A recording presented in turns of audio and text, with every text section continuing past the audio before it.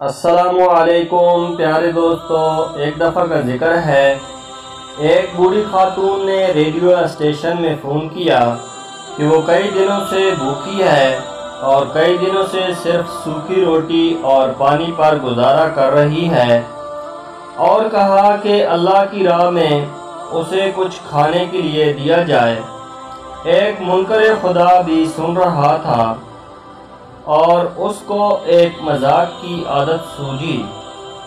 उसने खाने पीने की अशिया खरीदी और इस बूढ़ी औरत का एड्रेस मालूम करने के बाद अपने नौकर से बोला, जाकर इस बूढ़ी औरत को दे आओ, और जब पूछे कि किसने भेजा है ये सामान तो बताना ये शैतान की तरफ से तोहफा है।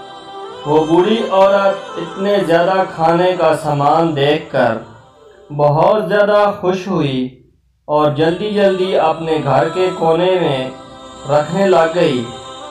इसी में नौकर ने पूछा, क्या आप मालूम नहीं करना चाहेंगी कि ये सामान किसने भेजा है?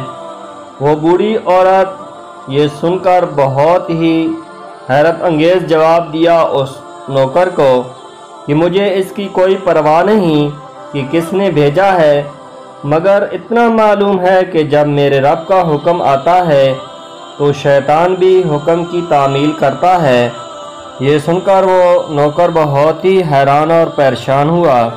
तो प्यारे दोस्तों, कैसी लगी मेरी आज की ये वीडियो?